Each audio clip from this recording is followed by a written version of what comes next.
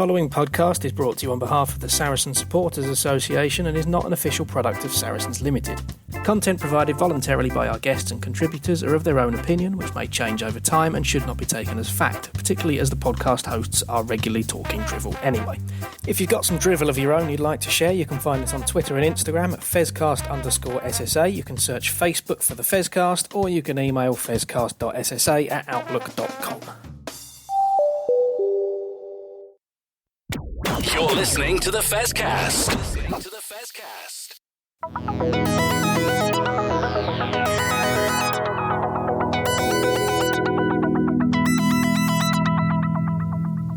Hi, Alex Osterbury here, Director of Rugby for Saracens Women. You're listening to the Saracens Fezcast. This is the Fezcast.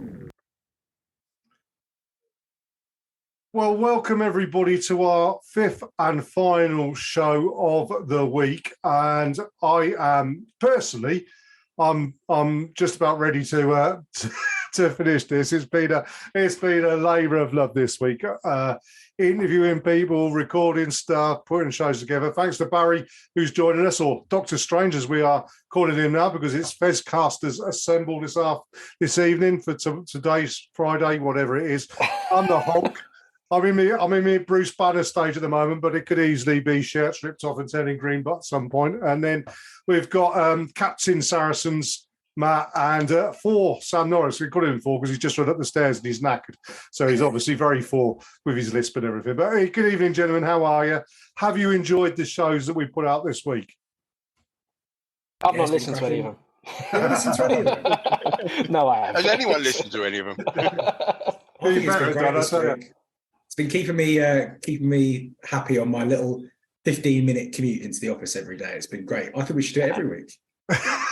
Oh, well volunteered, Sam. You could take next week's shows if you like. But yeah, no, I've already enjoyed doing it. I mean, obviously, missing out the scoop on Kelly's departure and interviewing him, not knowing this, and just talking about everything other than Kelly's career. But thanks to Barry for jumping in and helping me with that tribute to him. And then chatting to Theo and Toby was brilliant. Really enjoyed that. And Kieran from Sale as well. Superb to talk to him. We're going to do this show in two parts. We've got some parish notices to get through, shall we say, before we get into the main bones of our hopes and fears and our thoughts about the final coming up in part two. But yeah, part one. Matt, you've been to see a different sport. You've been to see the girls, the Mavericks, playing netball recently. I have. I should say I picked a brilliant week to be really, really busy and to leave you to do absolutely everything, didn't I? Sorry, mate. Well done. I'm sure you'll buy me a pint on Saturday to make up for it. I've fired you, definitely. I mean, that pint, that's about 15 quid's worth as well, wasn't it? So there we go.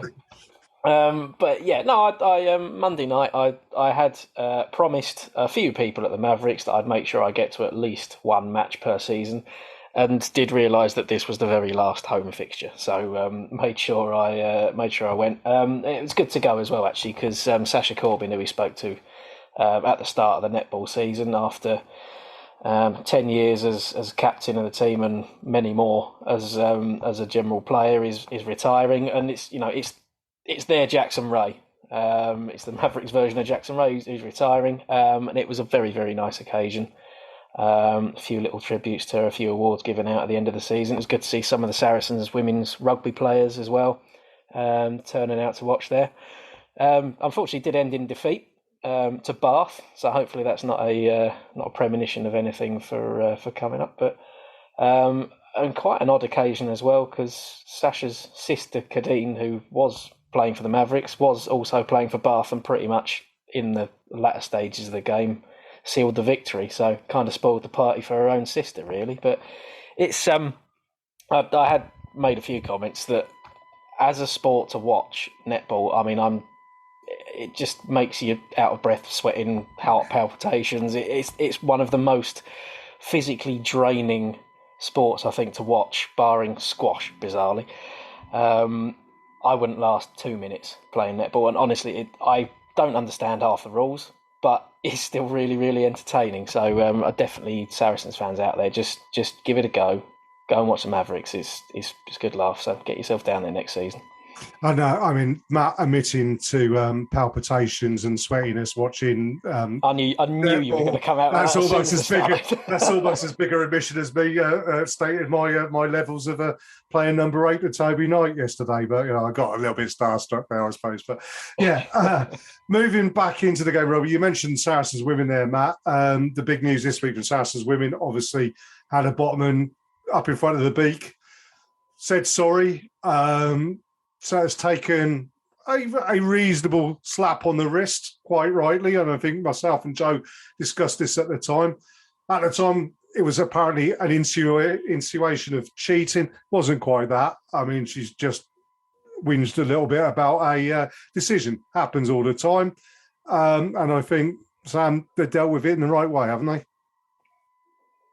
Yeah, by the looks of things. I think you can always measure a lot of this kind of stuff by the reaction of others. And I think Twitter's always a good hotbed for that kind of stuff. And everyone seems to sort of be on the same page that everything was kind of justified there. So, and I think, look, we all know, and I know that you don't necessarily agree with it, Jez, about the whole, if you say sorry, you get, your game's deducted and all that kind of stuff. But in this instance, it seems to have worked out right, I think. Yeah, indeed, and hopefully she'll learn from that, and other players will learn from it as well, and perhaps just have a count to 5 before you say anything or whatever in that situation. The other big news coming out of the club, though, Barry, great news. Ivan signed another contract. Is it for 2 years? I think, if I'm right, but yeah, he's staying at the club for the foreseeable future, and I know all of us here, and when we do the Player of the Year. Votes and everything, we know that Ivan's going to be right at the top. And indeed, Kelly mentioned it on the interview I did with him, how much the coaches have been impressed with him, and he's been rewarded with a new contract, Barry. Yeah, cracking news. I mean, we've been talking on here quite a bit about players. Are players leaving? Are they staying? Who's out of contract and what have you? And it's come late, but it's very, very welcome that he is staying for, as we say, another 2 years, which will be 4 years minimum. He has improved so much from when he first came here. It's just not true. And if we can get even another 10% improvement on where he is now, he's going to be one heck of a player. Does anyone know if he qualifies for England yet? Well, that was the question I was just about to ask as well, because, I mean, looking at him, I mean, how old is he? He's born 1995, so he's only, 28, which is a whippersnapper of a boy still. And I mean, Ben Youngs is still playing for England at 63 or however old he is. So, I mean, if he does qualify, I would imagine as well, Matt, that somebody in South Africa must be looking at it and thinking, is he worth a look at? Because South African rugby don't have too many problems with picking overseas players. You would have thought Razzie or the coaching staff there might have been having a look at him, but if they haven't, and he does become available for England, he's got to be in the thoughts of somebody, hasn't he? You'd think so, yeah. I mean, I'm just trying to work out, because he has got South Africa caps, and I'm just trying to think of the timing of those. It's a three-year stand down from international rugby, so I would say he would be eligible for England, but yeah, it depends on residency and things. So, but yeah, I wouldn't be surprised if South Africa are now looking at him, and you'd think on current form he'd certainly be making a squad for a World Cup. But I suppose there's not a lot of international fixtures for him to really stake his claim. So I don't know, it'd be interesting to see. Absolutely. A couple of injuries in that key position, and could well be in somebody's thoughts for both sides. 2018 was when he played, I think. So there we go. Talking about South African-born players, one who did play for England and was brilliant for England as well was our captain, Brad Barrett, the man who's run through more brick walls than I think is possible. The evil Knievel of the rugby world, perhaps, but about time. I honestly thought he was in the Premiership Hall of Fame. He should have been in the Premiership Hall of Fame years ago, Sam, shouldn't he? But he's been called in along with Tom Youngs and Matt Banahan. So 3 great players there in the Premiership Hall of Fame. But yeah, well done to Brad. And he's over here for the game, isn't he? So all good as well. I was the same as you, Jez. When the news came out, I thought, hang on a second. surely he's already in there. But if you think about it, he only stopped playing actually not that long ago. So, and players tend to get in there after they finish playing, but thoroughly deserved. And yeah, I mean, to be honest with you, I follow him on Instagram and I see him running around and stuff now. I think he could still do a pretty decent job now, to be honest. He's kept himself fit. Well, absolutely, yeah. No, unlike the rest of us, when we retire and go to fat for a little bit and everything. But yeah, I mean, Barry, I mean, what's your favourite memories of Captain Amazing? I think one of the funniest things I can remember. I don't know if you about 3 years ago we had was it a Brad Barrett Appreciation Day at the StoneX or something, I think, and everyone was handing out these little face masks of Brad, and as I collected one from the SSA, I said, it doesn't look much like him. He said, well, come here and I'll punch you on the nose, then it will do. Well, absolutely. I mean, was it the season that we won the Europeans? The last time we won the Heineken Cup, was it? He played one of the games literally 2 weeks after having metal pins and scaffolding put in his cheekbones, isn't it? I mean, the bloke's just nails, isn't he? Yeah, absolutely. I mean, gave Bax a bad name. Yeah, you wouldn't fancy trying to stop him doing anything, would you? Oh, absolutely not. But a lovely guy as well. You know, always had time to speak to people after games or gatherings or whatever.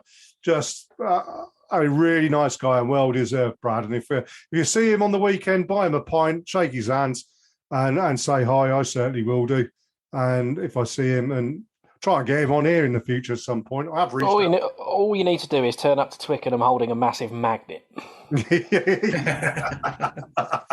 Yeah, drag him along to a microphone somewhere. Those are Paris notices done. Let's have a word from one of our advertisers, and then we'll come back and discuss the final. Well, I'll let you three guys discuss the final because I've done enough talking about it. I'll just facilitate and jump in every now and then. But we'll be back in a minute.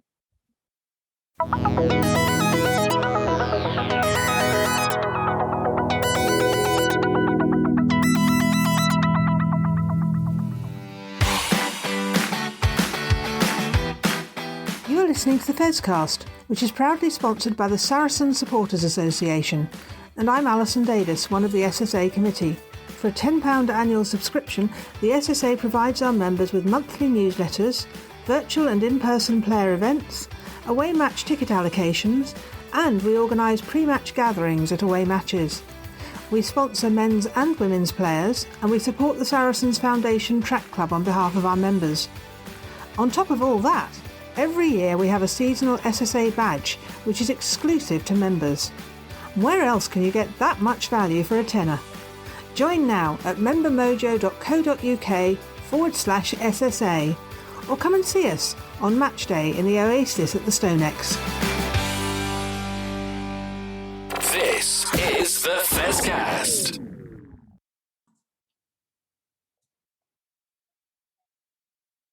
Well, welcome back to the part 2 of the Fezcast, our 5th of the week. This is Friday morning, and apparently there's something big happening at Twickenham tomorrow. Something to do with another final for Saracens, and we're going on a shark hunt. Are we all looking forward to it, gentlemen? I'm so nervous. No.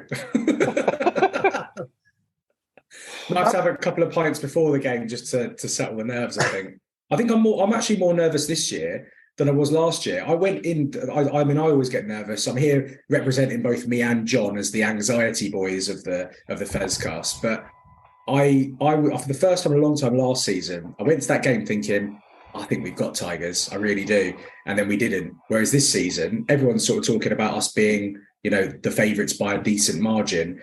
And I'm more nervous this year than I was last year. I think with Saracen in charge, he knows us better than anyone. And I think it's really going to be a big game on Saturday. I think it's going to be fine margins, basically. I don't think we are the clear favourites everyone thinks we are by any stretch. Well, you're funny you should say that, Sam, and it's certainly, I see exactly where you're coming from there. On the reverse, though, I'm a lot more calmer about this year, primarily because of last year. And a simple, and you know, we spoke to Theo and Toby in the week, and we brought this up and said how much, and with Kelly as well, how much the last year's final is playing on people's minds, is part of the preparation of everything. And they're very keen to say it isn't, but I don't think it's got to be there somewhere. And I know full well that there's enough of those players who were there last year are part of that final. And I think it's exactly the same as when we won the first time in 2011. The year before, we turned up and we put Leicester on the ropes. And it was only, I can't remember who, it was the New Zealand lad when it played on the wing who got the try in the very last minute to win the game for the Tigers. And it's how we came back from that. And the next year, we played Tigers again, and there was no way on earth that we were going to lose that game, even though it was close. And I think you're right, Sam. I think it is going to be a close game. But I can see there being, 2 points in it and an Owen Farrell turnover, like it was in 2011, to win the game. And I just don't think that when it comes down to it, when you need that extra 1 or 2%, Saracens' minds will go back to last year and say, we ain't doing the same thing again. And it's coming back from disappointment.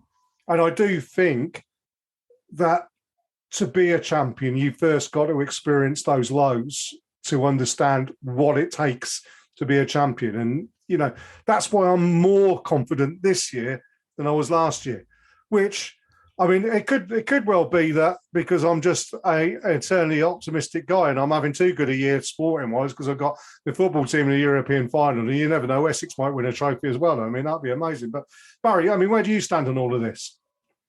So it would be exceptionally Saracens if we had started planning for this year's final as soon as we came off the pitch from last year's one, because you're right, there is unfinished business there. And despite what everyone says, they will have looked at that and said, okay, we build from here and we go again next season and we finish the job. I think we will. I don't think there'll be a huge amount in it. I think we'll probably win by single figures points wise. But I'm fairly relaxed. I mean, to be fair, it's out of my hands anyway, because I'm definitely not going to get picked. We look forward to seeing the team tomorrow. But we'll be all right.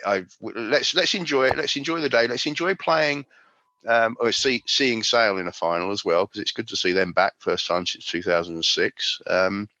And I just hope everyone has a great day out. And to be honest, I'm more nervous about trying to get through 36,000 Luton fans from Luton train station who are heading towards Wembley for the same day, but never mind. Yeah, I can understand that one as well. I mean, Matt, we'll ask you as well. I mean, you tend to be the Victor Meldrew of the Fezcast on occasion. You can bring the mood down when you want to, but I mean, I completely understand what everybody's saying, and I think the important thing is I do think it's going to be a good game of rugby. I think both teams, we've got the final, the two best teams in the land this year. That's without a shadow of a doubt. Both teams have played some really good rugby. Both teams have got some exceptionally good players. George Ford against Owen Farrell is one of those little subplots. But yeah, I mean, how confident are you, Matt? I've loved the Jez, I'm going to take a back seat and let you through chat as he took the words out of my mouth as he departs on two meandering monologues. It's Andrea's fault, the big wine. It's the big wine, Andrea's fault. Look, I wouldn't say that I would necessarily be in the Victor Meldrew here, but I think I'm a little bit philosophical, and I actually think that there's a hell of a lot more pressure on us this time round. I mean, if you wind back to you and I doing these shows at the start of last season, we'd just been promoted, and you and I were sitting here going, well, if we finish mid-table and qualify for the Champions Cup, we'll absolutely take that. And then all of a sudden we're rolling through the season and we've ended up in the final. And again, we both said it's still been a brilliant season. We really want to win it, but we've just been promoted. All right, we've still got all the big players. And so we were able to be a little bit philosophical about losing the final last year. And we also said that actually there is a scenario where it was the best thing for us to lose that, given how we've then responded and how we've started playing this year. So I think the final this year is the culmination of all of that. And so if we were to lose this one, I think it's a lot harder to take. I think from a very sort of narrow-minded Saracens point of view, we have to win this final. I mean, obviously, Sale fans are going to say exactly the same. It's a massive chance for them. It's a massive chance for rugby in the north, or if you believe all the social media hype, for everyone except Saracens fans. But yeah, if we play well, if we play 70-80% of what we're capable of doing, we should win this game. Not comfortably, but we should win it. We've shown that on our day, we blow sides away. We put 50 points on Leicester. We'll beat anyone playing well. So I think it's entirely down to us. The reason we're top of the league is because we played well most weeks. And even when we played really badly, like the game against Bristol, we still found a way to win. But at the end of the day, it is a final. Odd things can happen. There could be a red card. I really hope there isn't. I hope it is the game, like Barry says, just a brilliant game of rugby, a brilliant day out for both sides, and we can both walk away going, perfect, best team won on the day, end of. But yeah, I'm absolutely cacking bricks, I think, because of how much more I think this final means in the context of the last couple of years. It's massive. I think also it'd be really easy for us to revert to type in this game and go back a couple of seasons to our kicking game, defensive game, all that kind of stuff. I think I'm really hoping that McCall and the coaches are reminding the players how we've got there this season, which is by playing this new brand of expansive rugby, and that we should be brave and go out and express ourselves doing that on a pitch that we're quite used to playing on, which Sale aren't. I think that also helps us out. This year we've gone unbeaten at home, and I'm not saying that Twickenham is our home, because that would be very Leinster-like, wouldn't it?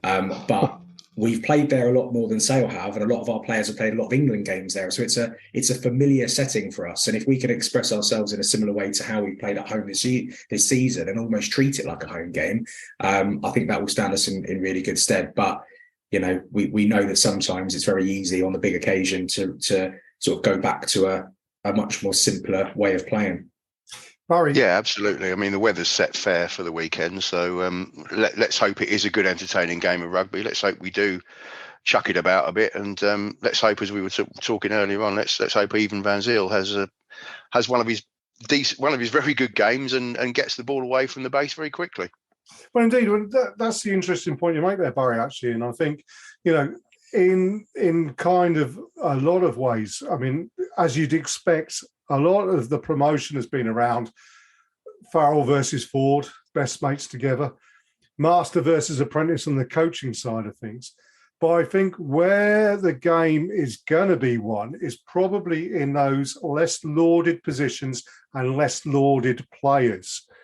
You know, and when you've got the likes of Jackson Ray up against John O'Ross, you know, great player as John O is, Jackson's got that big game experience. Okay, you got Maro Itoje versus Johnny Hill, but I mean, other second rows, who's going to win out there? You prop forwards, okay, Marco Riccioni. We know he's a spectacularly good player, but unless you're Italian, you probably don't realise how good a player he is. He's going to be a big difference. You know, at blindside, who's going to be playing at blindside? Is Nick Ezekwe fit? Is there potentially a magic Theo coming back into, you know, I mean, nobody said anything, but there was enough kind of hints drops there. Might be a surprise or two being on there. Yeah, your Nick Tompkins, your Alex Lazowskis, those people who are a little bit less superstar-y, as much as they're great players and everything, you know, how do they fit in? Are they better than their opposition numbers? And funny you should say about a red card, Matt. I know what I would be doing first up, and I would be running people down Manu Tuilagi's channel early doors, because the one thing you know about Manu Tuilagi is he'll be up there somewhere. He'll be pumped, and I bet you within 5 minutes, the potential for him taking somebody's head off and getting a red card is really, really high. Now, I hope that doesn't come back and bite me on the arse when Owen Farrell gets done for it or something like that. But, you know, that's where I would be sending Ben Earls. I'd be sending Ben Earl down Manu Tuilagi's channel and forcing him into making big hits in the hope that he makes a bit of a ricketts one. It could happen. So, I mean, there's lots of little subplots that people aren't talking about outside of those of us perhaps more in the know who've watched Saracens play, you've watched Sale play, whatever. I mean, those they're going to be the keys to the game, aren't they, Sam?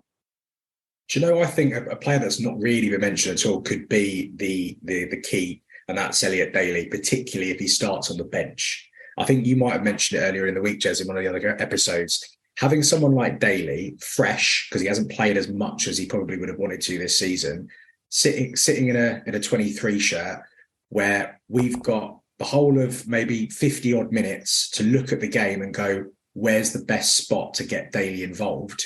Then bring him in with the exact game plan to find those holes in a tiring defence. I think Daly's the key man for us, even if he starts on the bench. Yeah, absolutely. Yeah, last 20 minutes and a fresh Elliot Daly running at you. That's going to be frightening. Now, what we do have to talk about is the refereeing team. And I know Matt's put a £5 wager out there for anybody who wants to take it. So 15,000 of us going there. Matt's throwing a fiver out there. He reckons that we'll be walking out 10 yards behind Sale at the very least, because Luke Pearson will probably walk us back to Streatham. I'm actually quite happy that Luke Pearce is the referee. I think he's the best referee in the world at the moment, let alone the country. It's him and Barnes, and it's a real problem for the World Cup coming up because the two best referees in the world, if England gets a World Cup final, won't be refereeing it. But Luke Pearce is great. Yeah, I thought Christoph Ridley, you know, he's got his old mate Carl over the other side. In the Champions Cup, he spent most of the time looking quite bemused. And thankfully, we haven't got Claire Hodner in the trailer either. It's Tom Foley in the trailer. So, you know, I'm quite happy with that as a refereeing team. And I will point out to Matt that the walking 10 yards back and everything, Billy is still injured. So, I mean, the likelihood of that happening is less, isn't it? But are we happy with the refereeing team, guys? Barry? Yeah, I think so. It's interesting because obviously Wayne Barnes had last year's final, and as we say, it's Luke this year.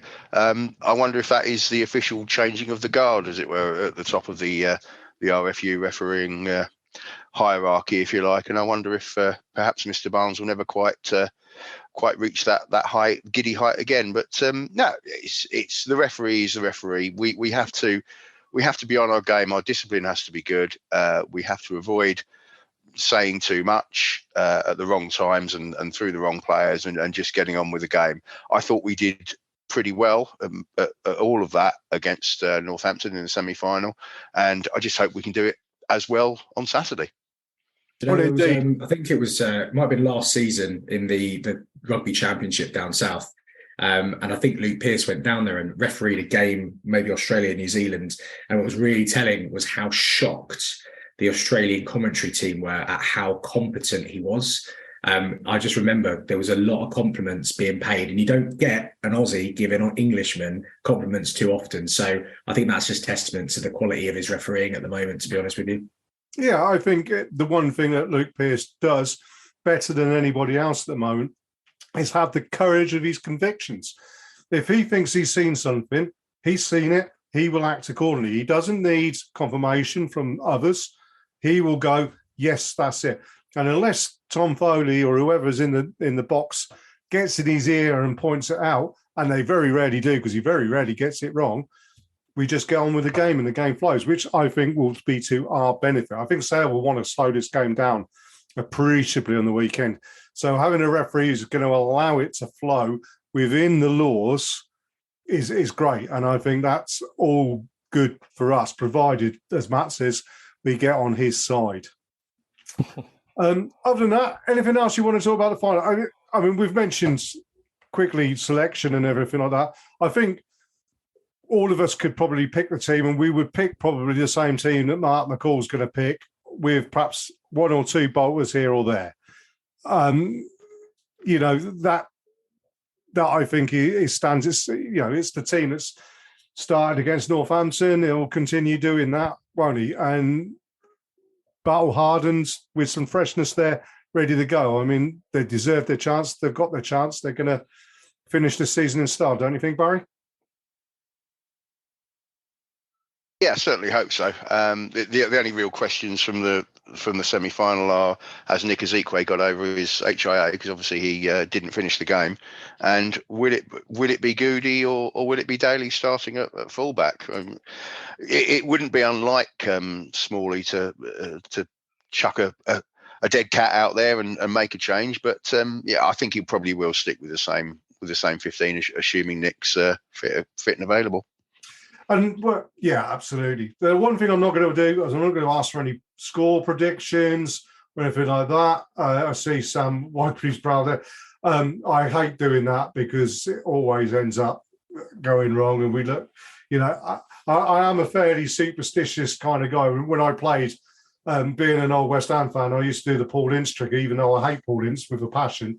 But I used to do the old trick of walking out last in the change room and putting on my shirt before, as I left the changing rooms. Why? Who knows? But you put the spectators through that. That's horrible of you. Where I was playing, Sam, there weren't that many spectators, mate. Don't worry about it. But that was my way of getting in. That I had a few spectators when I played. But no, we're not going to make predictions. I think we all concur. I mean, when I spoke to Theo and Toby, as I said to them, the message I gave to them to give to the squad, we're going to be making those hits with the guys. We're going to be making the tackles. As I say, I still make Jack Berger's tackles for him. However many years later, 12 years later, I could still feel him in my shoulders. That at Twickenham, I spent most of the game going, oh, like that. But yeah, we just want to see a good game of rugby, and I think it's going to be a good game of rugby on the weekend, isn't it, boys? Yeah. I'd be lying if I say I want it to be a good game and the result doesn't matter. If we win 3-0, I don't care. But yeah, I think for the good of the game, this needs to be a good final. It needs to be a good game to watch. And I think, to be honest, both us and Sale over the course of this season have shown that we're both perfectly capable of doing that. So it would be good. I would encourage all of our players to re-watch the last 15 minutes of the 2011 final, and then also encourage them to make sure we don't have to go through that again. Well, you say that, Matt. I mean, we're Saracens fans, long-term Saracens fans now between us. We don't do it easily. We never have done it easily. It's always been, whether it's been Marcelo Bosch stepping up to slam over a 50-metre conversion in the last minute, or Faz knocking over a drop goal at Gloucester, or Ben Earl scoring a try right at a depth against Northampton. We don't do it the easy way, and I don't think we would want to do it the easy way. And that's why I'm drinking the red wine, because it thins the blood and it will lessen the opportunities for a heart attack at around 20 to 5 on Saturday afternoon. But look, gentlemen, thank you for your time tonight. And I would also like to say a big thank you to everybody who's been involved in this week's Fezcasts spectaculars, our marathon show. So that's Kelly Brown, it's Kieran from Sale Sharks, Joe obviously on Monday, and Theo, Dan, and Toby Knight. And of course, big thanks to Ollie Chapley at the club for facilitating all of those conversations for us. And thanks to you guys for joining us, but thanks to everybody who's listened in this week. And come on, the Men in Black. Let's do it. See you on the other side. That's it. What's it Jack Berger says? Time to go to work. Absolutely. Cheers, then. Thanks a lot, folks. Cheers. This is the Fezcast.